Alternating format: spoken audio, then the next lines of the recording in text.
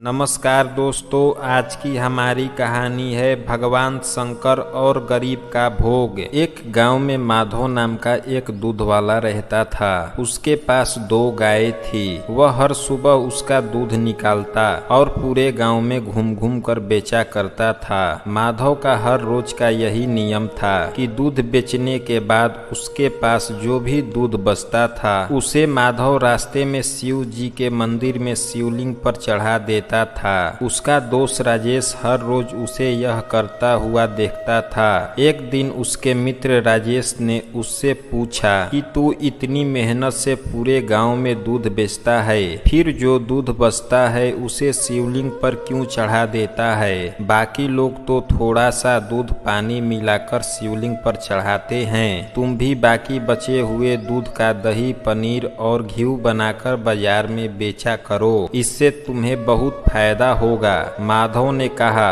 राजेश, मैं पूजा पाठ नहीं जानता, मैं तो भोले बाबा की भक्ति करता हूँ। मैं अनाथ हूँ और इन्हें अपना पिता मानता हूँ, इसलिए इन्हें दूध चढ़ाकर इनकी सेवा करता हूँ। भोलेनाथ की दया से मेरी गुजर बसर अच्छे से हो जाती है। राजेश उसे बहुत समझाता है, लेकिन वह नहीं मानता और हर दिन बचा हुआ दूध शिवलिंग पर चढ़ा देता था।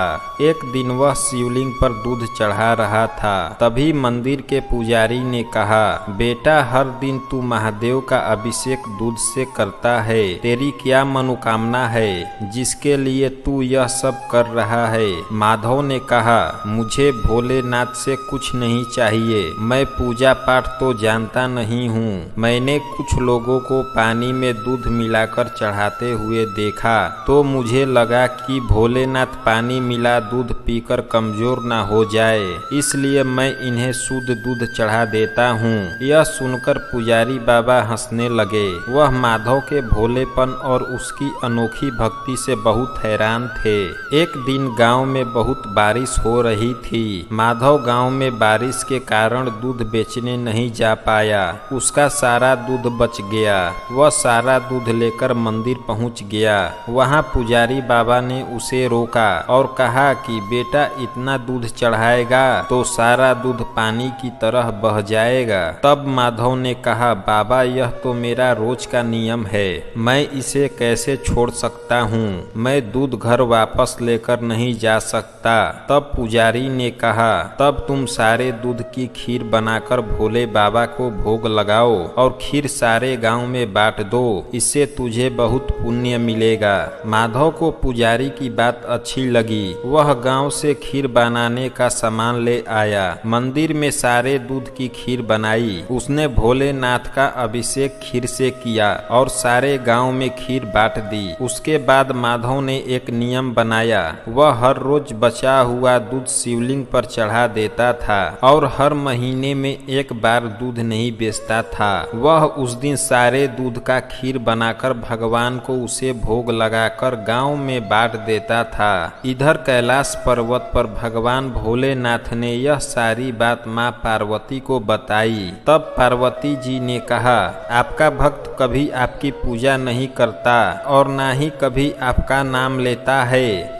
केवल दूध और खीर से अभिषेक करने से ही आप उससे कैसे प्रसन्न हो गए? भगवान भोलेनाथ ने कहा कि पार्वती, उसकी निश्चल भक्ति ने मेरा मन जीत लिया है। इस संसार में हर कोई मेरी भक्ति और पूजा किसी कामना से ही करता है, लेकिन मेरा यह भक्त मुझे अपना पिता मानकर मेरी पूजा करता है और यह मेरी चिंता करता है कि कहीं पानी मिले दूध से मैं कमजोर ना हो जाऊं, इसलिए यह मेरी अभिषेक शुद्ध दूध से करता है। पार्वती ने कहा, महाराज, तब हमें इसकी परीक्षा लेनी चाहिए।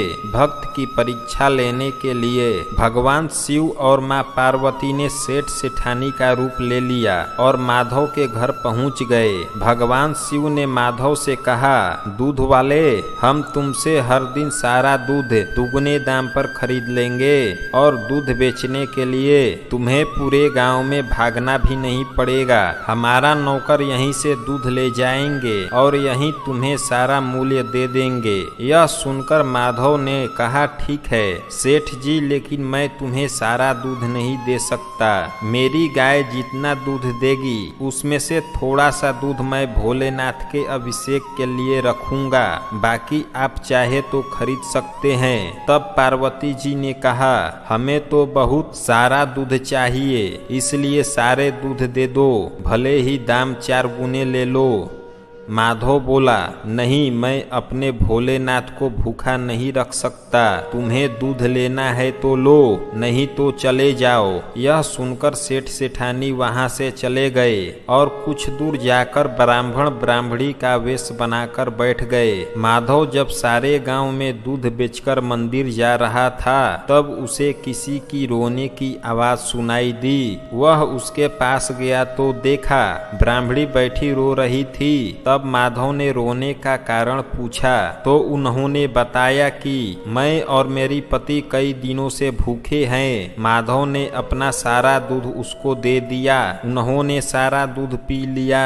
उसके बाद ब्राह्मण ने पूछा, भाई तुम यह दूध लेकर कहाँ जा रहे थे? तब माधव ने मंदिर में अभिषेक की बात बताई। ब्राह्मण ने कहा कि तुमने अपना नियम क्यों तोड़ दिया? तब माधव ने कहा, भगवान भोलेनाथ मेरे पिता हैं, आप भी उन्हीं की संतान हैं। एक पिता स्वयं भूखा रह सकते हैं, लेकिन अपनी संतान को भूखा नहीं रख सकते हैं। भगवान शिव का क्रोध मैं सह लूंगा। तब भी भगवान शिव और माता पार्वती अपने असली रूप में प्रकट हो गए। महादेव को देखकर माधव उनके चरणों में गिर पड़ा। महादेव ने कहा कि मैं तुम्हारी सच्ची भक्ति से प्रसन्न हूँ, मुझसे कोई वरदान मांगो। माधव बोला, प्रभु मुझे कुछ नहीं चाहिए, मैं तो केवल आपकी चरणों में रहना चाहता हूँ, बस अपनी भक्ति मुझे दे दीजिए। भगवान शिव ने कहा, तुम इस संसार में रहकर मेरी भक्ति करते रहोगे और मरने पर तुम्हें मोक्ष की प्राप्ति होगी। यह कहकर भगवान शिव और माता पार्वती अंतर ध्यान हो गए।